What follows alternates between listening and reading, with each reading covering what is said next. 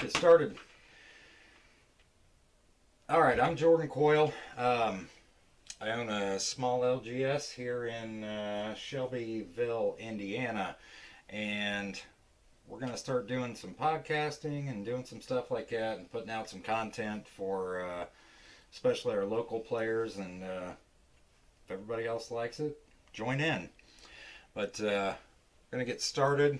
I've got a couple of my friends here, and we'll start with Chris Jones. He's the guy who got me to reopen a shop after a good bit of years of hiatus. He's a blessing and a curse.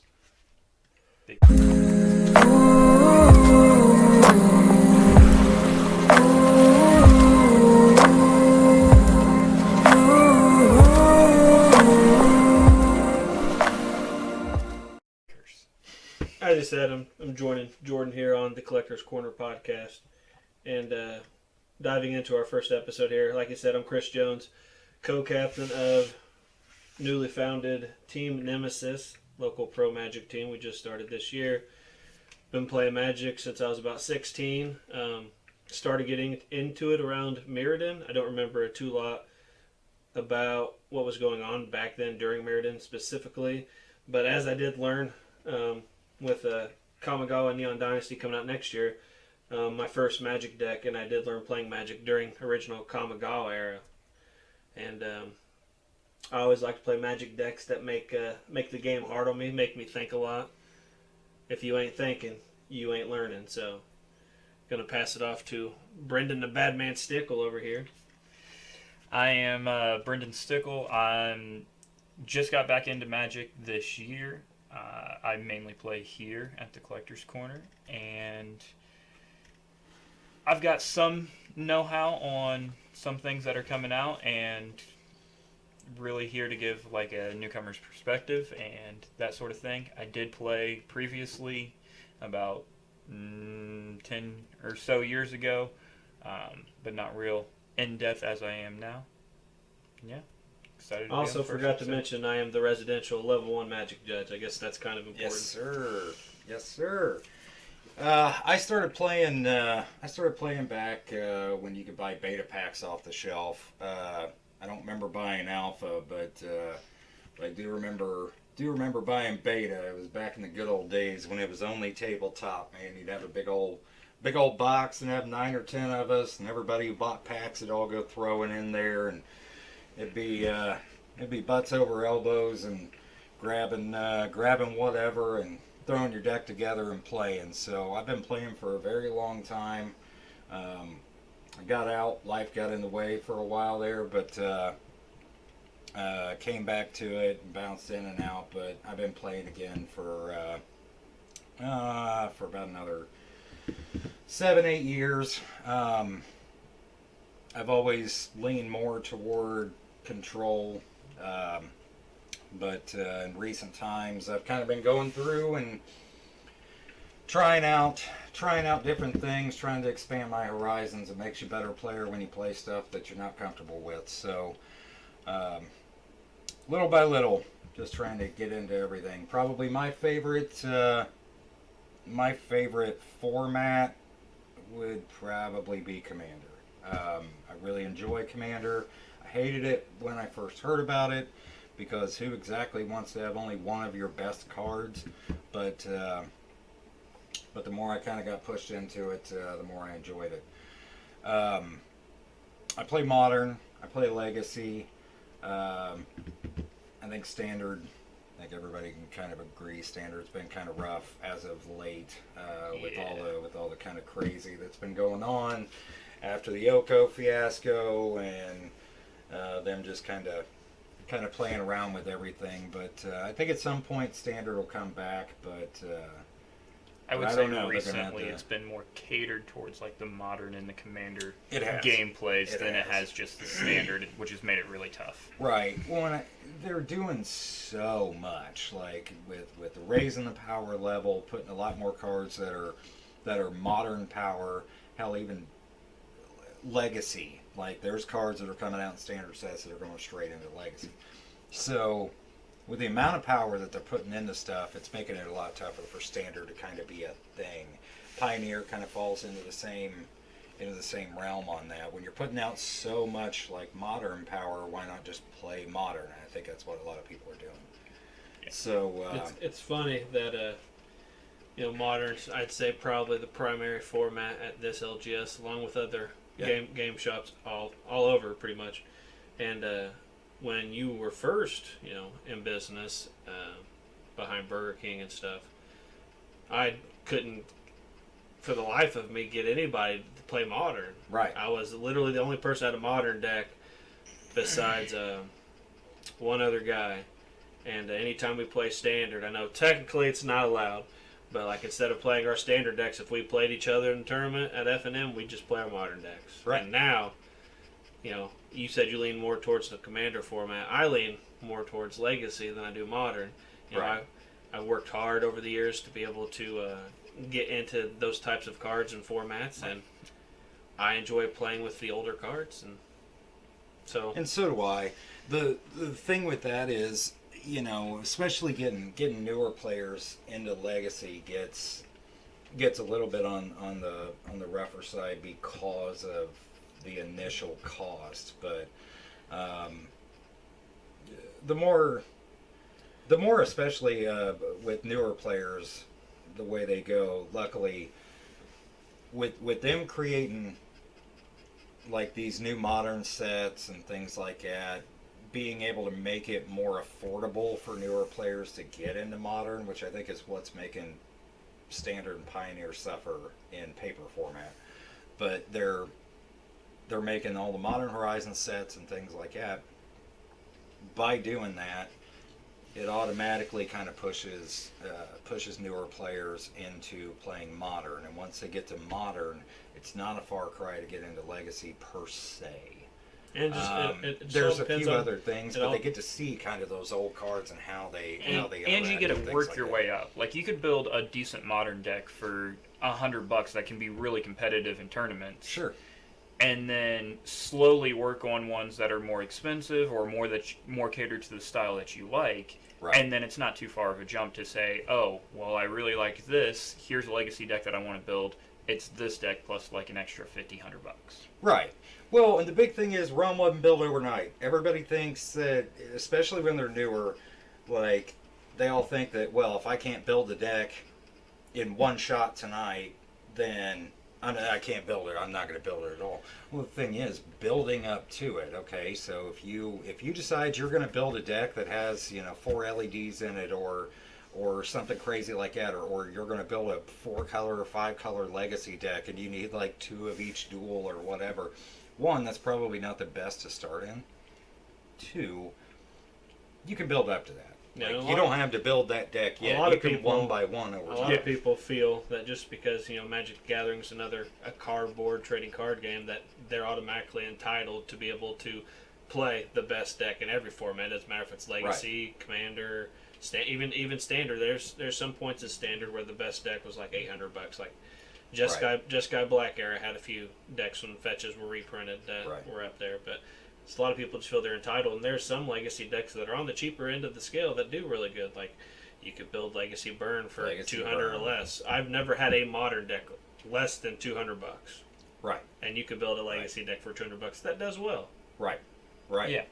It's working around, and plus it's also finding the playstyle that you want to get. And making friends at your local game store is also a really big deal, because you may not be able to, depending on your financial situation, you could be like, well, I can't exactly go spend $400 on a dual land. But if you've got a friend that might have one in a binder or something, you're like, hey, can I play test with it tonight? And then I'll give it back to you at the end of the night, and if it works out or whatever, I'll see about buying one down the road. Right. Well, and at the same time, that's one of the big things that I like. There's things that I like and things that I don't like about the power creep that they've created with these new sets that have been coming out. But one of the things I do like is you have the ability to go spend a few bucks on a pack and pull a $80 Ragavan. Yeah. You don't have to play the $80 Ragavan. That thing makes killer trade fodder. So you can trade that into 5, 6, 7 other cards that are super usable and playable. Like, I mean, Blood Moons. Blood Moons are really down right now, and like if you wanted to do a modern burn or something like that, and you need certain things for sideboards. Like one Ragavan will get you a solid chunk of your deck. Like so, being like Solitudes and Ragavan and just even like Murktide Regent, stuff like that. Those cards that can be that can be pulled out of any pack. It gives newer players something of real worth that they can use to trade into other things and be able to build their decks. So I do like that as far as the power creep goes. And another big thing is like people that, as we've introduced Legacy, obviously we allow some people to play proxies temporarily until people can get into that per se. But even if you were to go out and build the best Legacy deck, which just grasping off the top of my head is probably Blue Red Delver with Murktide Regents and all that stuff is probably the best one. Like, if you're not familiar with that style of play and it's the best deck, it doesn't necessarily mean that you're going to go out and perform well with that deck to the best of the deck's abilities. Like, we've been doing video recordings, testing out different matches and stuff like that of what you want to do for the shop down the road with video recordings of matches and stuff. And like, there's one match, like, I'm pretty experienced with all formats, and like watching back and doing voiceover for like an announcer type stuff, seeing all the mistakes that I made playing Lance. Lance is one of my favorite decks, but it doesn't mean I'm a good player. Right. It shows even me, someone that's been playing for over 16 years, even I have lots of room for improvement as a player. Right. Well, one of the things that I love so much about this game specifically is size of wallet does not necessarily translate into level of player.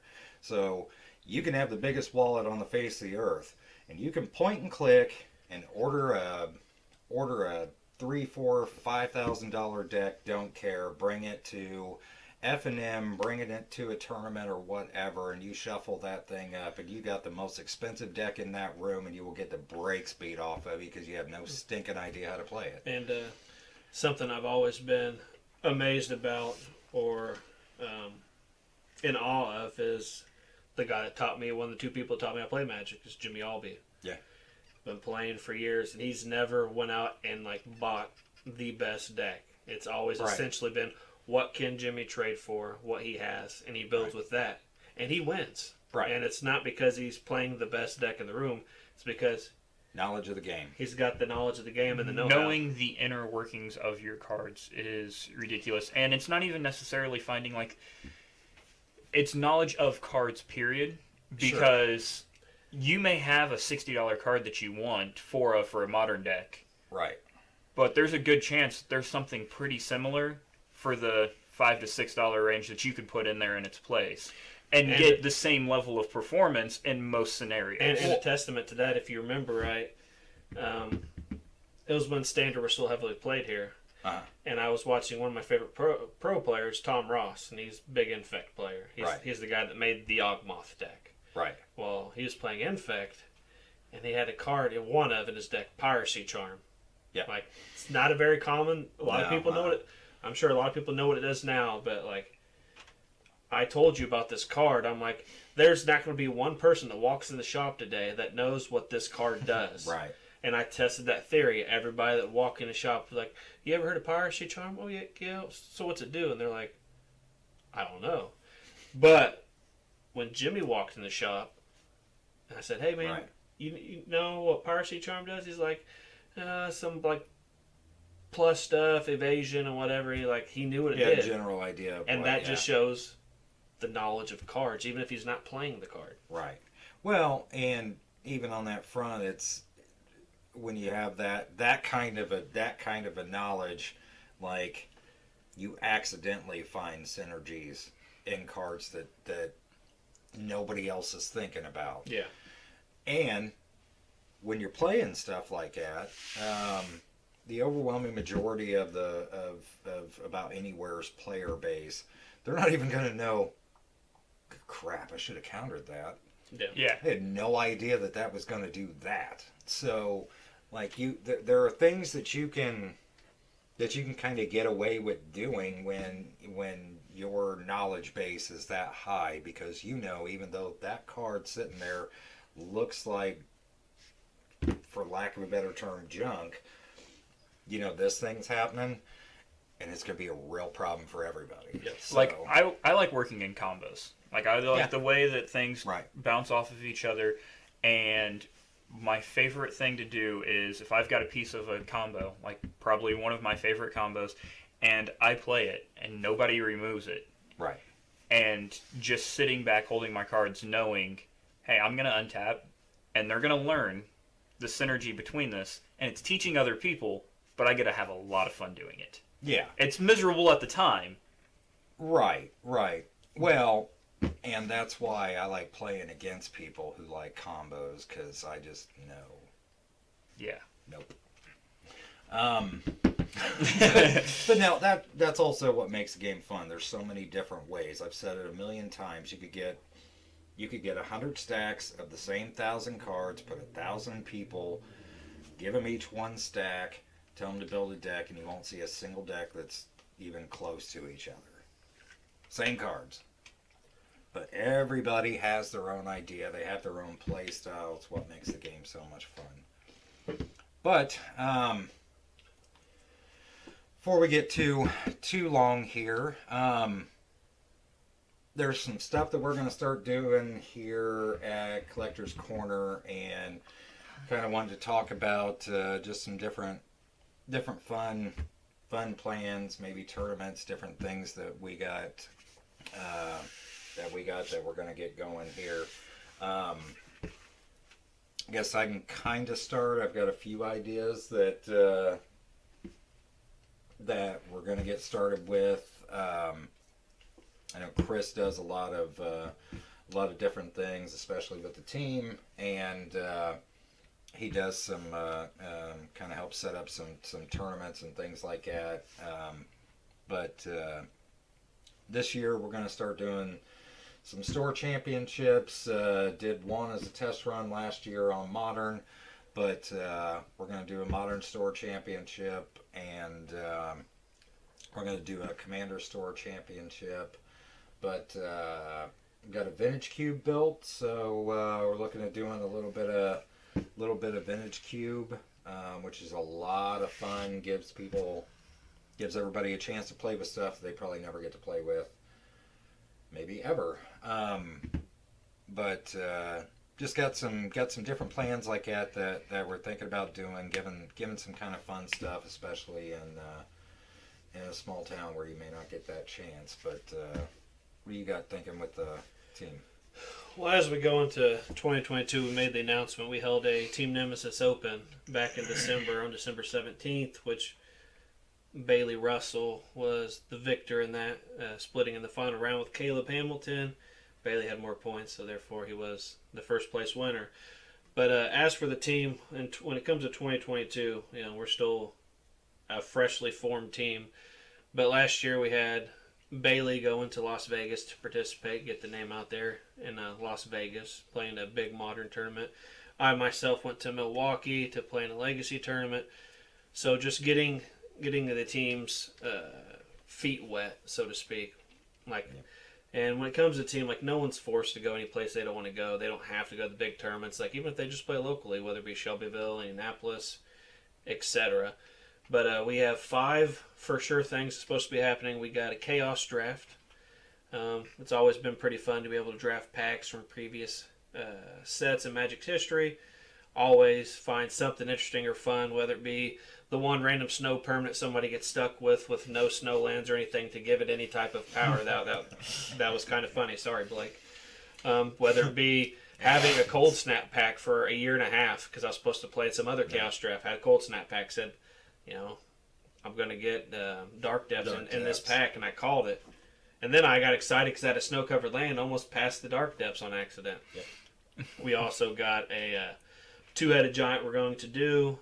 Should be fun. There's a few people that enjoy that format. One that's subject to change. Originally, I a vintage proxy tournament or whatever. Nobody really gets to play too much with, Power 9 and all that stuff. So I figured it'd be something interesting, but if there's not enough interest, I'll probably change to something else.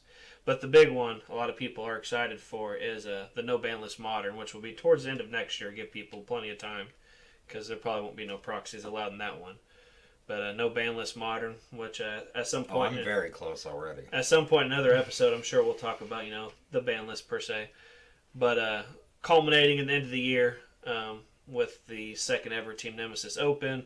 The first one had a prize pool of $320, a trophy, as well as box toppers and packs throughout for everybody that participated. So, everybody left with something. So, there's people that never really played Modern that played and still end up with packs. As of right now, the formats are all, besides the Chaos Draft, is all Modern related. But we'll see what happens. I plan on traveling to at least a few different places next year. We'll see how that goes. Got a couple special deck brews I'm working on for next year. Within the next couple weeks, I should have the new Feldegriff deck built because you are going to be purchasing my old collection. So I'm working on the new collection per se, and I'm working on a Feldegriff deck, which I got an idea from someone I seen on a show, and so hopefully that turns out well. And I'm working on a Jeskai Reanimator Commander deck, which, that's not the color you think about when you hear those words. So Right. I'm super excited for what 2022 has. About that. I think that's going to be kind of fun. What about you, Brendan? Yeah, what are your plans? You gonna stop drinking, lose weight, Yeah. get pretty? Yeah, well, I can help with probably one of those things, and it's probably... I feel like all those are going to be rough. Yeah, the stop drinking's probably not going to be the thing. I do still have to put up with some of your shenanigans. But, no, my plans for this year, I mean, I'm going to participate in the tournaments here and around the Collector's Corner, probably mainly here. I'm here for most of the tournaments. Chaos Draft is something that I'm really looking forward to just because it's always expanding knowledge, whether or not you take the card or not. Right. Read the card. Right. Expand your knowledge. It's what draft's there for. Yep. Deck building wise, I am working down on refining my Nicol Bolas Tribal Commander deck, which I'm really happy about. Yeah. Yeah. Throwing just money I have not thrown at a deck before at that. Right. Trying to make sure that I get that up and going. Not necessarily CEDH, but kind of borderline-ish is where I'm aiming for. And then, branching more into Modern. I've got a couple Modern decks, but getting more into competitive side of it and less just for relax and rest side. Yeah. Also, real quick before we jump over you, something else I forgot to mention is I'm also building a 4-color Learn for Legacy because as once you buy stuff, I won't have a Legacy deck, so I want to make sure I'm situated for when that time comes where you get everything, and then I will be ready. Which we worked out a deal the other day. I was able to get 2 of the duels I needed, so I think I own one of the duels that I will need, but I'm the type of guy that doesn't like to switch cards between decks. I do have a Tropical Island because it's in my Animar deck. I do have a Tropical Island I'll need, but the only expensive stuff in Allurn is really I need 2 more Allurns and then a few more duels. But I'm working on 4-color Allurn. I'm kind of in the same boat. I got I'm working on a deck too, which I'm not going to divulge currently. But I'm working on a Legacy deck myself. 32 Goat Nappers? Maybe. Sounds like my kind of Legacy deck. By the sounds of that, I'm intrigued. But no, it's not 32 Goat Nappers, but I'll put that on the back burner. But yeah, hopefully we get a good fistful of guys who have legacies that are either really, really close to built or already built. So, Legacy's a killer format. It brings kind of the old school into the game as well. That maybe doesn't get played as much locally as I believe it ought to. So, pretty awesome to get some Legacy play going. But I'm kind of excited about some of the sets that are coming, and I may not have been quite as excited over the last couple because it's been a little more lackluster for me. But obviously, I'm a massive Urza fan, always have been. Always thought Urza kind of got the short end of that stick, so I'm kind of glad to see the Brothers War. Which is the next topic, right? Do what? Which is the third topic, right? What we're excited for. Okay. Yeah. So, I'm kind of more. I'm excited on possibly what's kind of coming on that front. Set wise, obviously, glad we're going back to Kamigawa. Looks like it could be a lot of fun. But it looks like the lineup coming this year looks like it could be a lot of fun. I'm not sure how I feel about Commander Legends and then theming it.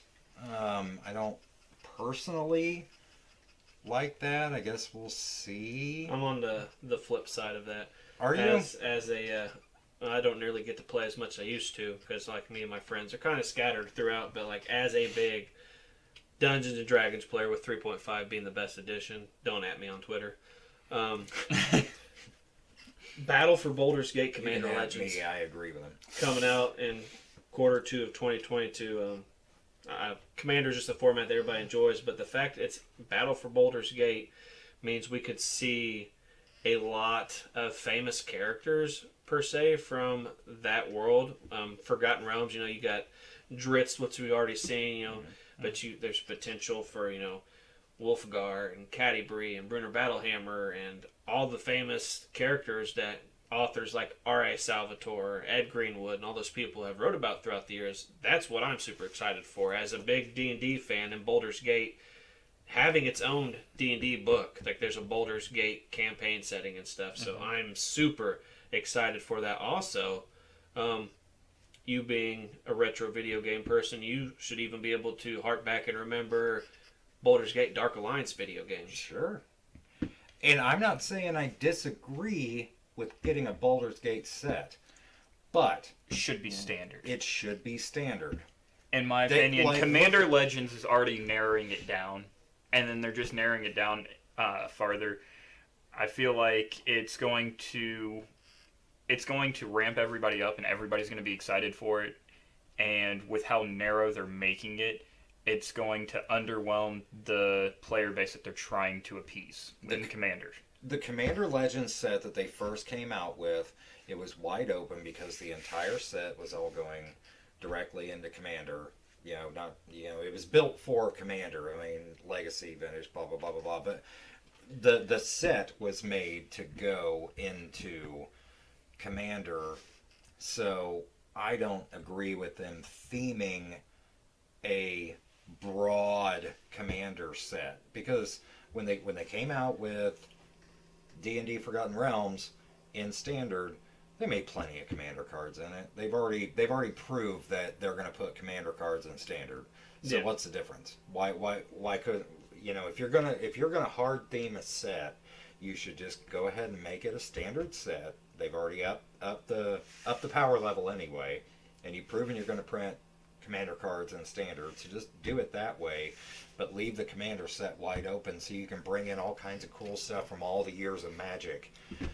I'm also not a big fan of doing another universe per se with the Dungeons and Dragons in back-to-back years. Like, I feel like they're going to come out. There's a chance that with the Commander Legends they'll have some reprints or something like that, and it's going to be too close to the standard set. I don't think they'll reprint any standard cards. I don't think they will either, personally. Because when they plan for a set, like it's done like a year and a half, 2 years ahead of time, like final, like set in stone, like these cards are it. So with that being so close, I don't think there'll be any per se the standard reprints into that. Right. Yeah. I don't think they will either. But what do you think before we get too far into the woods on that, because I could go for days. What do you think about real quick before we get towards the end of the podcast? What do you think about the lands in the Unfinity set? There are some people that are on the fence about it. Here's the thing. There's some people that like it. I'm on both sides of it. I am. Because it's the Shocklands, right? It is the Space Shocklands. Yes. Do I like that they're putting Shocklands into it? I don't know. Do I get it? Yeah, I get it. Because they're looking for a way to sell a product that maybe traditionally hasn't sold as well. Like the unsets never sell in the kind of quantity that any regular set that can be played in. Now, if you want me to talk about I got problems. Lots of problems. I am not a fan of this unset whatsoever. But just strictly from the land basis on it, yeah, I'm fine with that. I don't know if I like the space theme. Like, it just doesn't fit in anything Magic whatsoever. Isn't Urza's head like wasn't the story like they trapped his head or something? His head was floating through space or something like that? Oh, they pull him apart piece by piece. That's what it was. Send his parts. So, like, his head is... Technically, it's still floating around in space, but there has been nothing else, like, even in those arts and everything like that, like, when you go and look back through the comics, it wasn't like, Saturn and Uranus. I mean, may have been his, but not yours. But there was no, like, there's no real basis for there to be like the planets. The way that they've done the arts on them, and like it's neat-ish. Yeah. Like it for me, it doesn't fit. There's plenty of people who it's just awesome. I'm a basic land nutbag, so like as far as the full arts, yeah, I'll need to have them too, just because. But and the shocks would be pretty cool to have as well. Yeah. But I don't think it for me, like the just art wise, it's not on point. Personally, I'm glad they're getting reprinted. I think shocks are a big part of most decks that are built, and them being available again on shelves is, personal opinion, always going to be good to get newer players into formats that are a little bit pricier. Because shocks do make up a good portion of mana bases, and they're not incredibly expensive like fetch lands, but they do carry some weight, especially whenever you're Look buying. at where they've already gone up to now, and it's not been very long ago that they were reprinted. I mean, they've gone ahead and creep right back up. They're up in the mid-teens, low 20s. Which I am actually happens. Yeah, every time. So I am actually glad that I kind of understand why they're doing the space theme, because it is an unset. Sure. These are not magic cards, kind of. They're not? Similar. They're Don't not tempt me. I will get into my problems with Hun. You- Because they're but- putting a whole bunch of cards that are going to be legal in regular Magic play, which... They are, and I disagree with that. But I am also a big fan of lands. I am a big fan of pretty lands, and I do think that the space themes do have some aesthetic pleasing qualities. They are. It's just, for me, it doesn't like fit into any theme that I can think of that I would ever even play. Like, they're like in Magic. Can you think of a deck that you would build in a space theme? Because a lot of times you know everybody will like kind of look at arts for cards that kind of fit in the theme of their deck. There is no space theme. Space hippos. Yeah. I'm a Feldegriff fan. What can I say? Yes, but what about your hippos or space? The Shocklands. Right. Yeah, I mean, Custom artwork with astronaut helmets on the hippos. yeah, but you have to make Build, that up yeah. in your head and kind of create it, because there's nothing about the cards that will lean into space. I get the name of it, Unfinity. They were kind of going for that, but no, I really think it's off the mark. Now, will that change anything on their worth? Will it make people go like, oh, well, those kind of suck because, there's no space themes. No, I'm the only person on the face of the earth that's going to give a crap about that. My 10-cent land cost will play just the same as your $3 land. Yeah. If they're both basic forests. Yeah.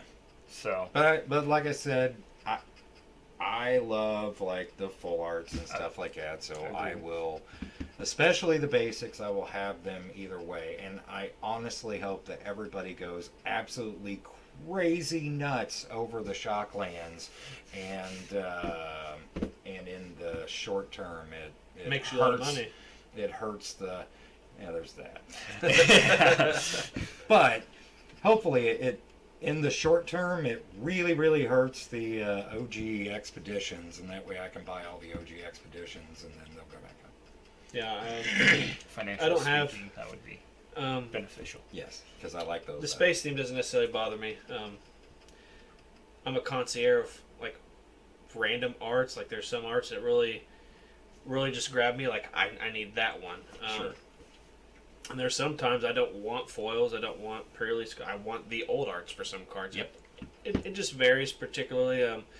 If I could choose between having a set of the Infinity Shocklands versus a set of the OG Shocklands from Dissension, that era, I'm the same I'm way. going to take the OG Me Shocklands. too. But if it comes from, we'll go to like Pre-release foils. fetch lands real quick. Like if I had the choice between Expedition fetch lands or like the Onslaughts and Cons fetches and Zendikar or whatever it may be, I'm going to probably pick the Expeditions. Right. Like it just depends on the art of the card.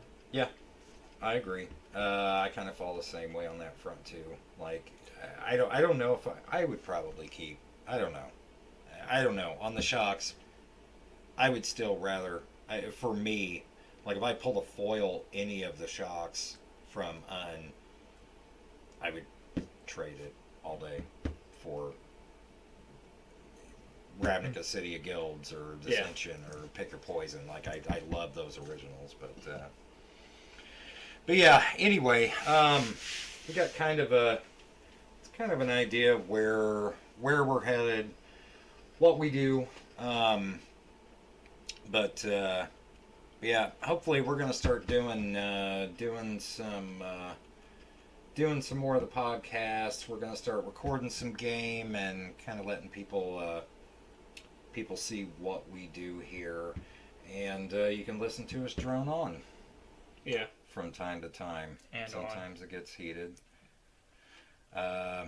Sometimes it doesn't. Not yet. It just depends on when you're. Maybe whenever we get to that unset. Yeah. Yeah. Yeah. No, Yeah. I'm gonna get a probably- little grumpy. Probably when we get to like ban list talk, or Jordan tries to tell me a blue card's good and it's not, Yeah. Well. or tries to tell me a deck archetype it doesn't exist, and I show him it does, like Mono Bloomer. Yeah, but you randomly create things that are not in existence. But I didn't randomly create the I Mono will- Bloomer. I That will are not say- playable. Chris will definitely just throw something together to prove Jordan wrong once or twice. Yeah. And he'll play it's not he'll even play good. it 500 times and record every one, and then the 3 games that he wins are the ones that he'll show as evidence. That's right. That's right. No, Jordan knows I only speak the truth. Yes. Right. So, yep.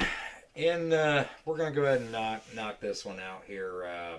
Where can everybody find you at, Mr. Shop Owner? You can find me at Collector's Corner, which is right here. It is 2412 East State Road, 44 in Shelbyville, Indiana. Hop on Facebook, Coco Shelbyville, and can like the page and find out what we're doing and when. You can find me, Chris Jones, Facebook, Instagram, Twitter, CUnit123123. Parts of different Magic communities on there.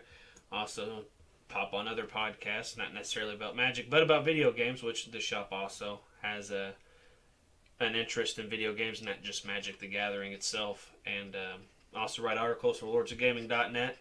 Find me writing there about, off the road beaten video game news that you don't get to hear from all the mainstream news media outlets. And, getting Team Nemesis to the next level. We're also looking to get to 15 people total. I think, not including you, I think we have 11. Yep. He's more of the sponsor, but Yeah. What about you, Brennan? You can find me typically right here at Collector's Corner most days that they are open, spending nearly every dime that I have available on random stuff that I try to make fun. So that's what the whole point is. You can also find me on Twitter at StickleBrendan. Just last then first. So, yeah, reach out, connect. All right, sounds good. Thank you everybody for watching. Remember, foster a child, save a life.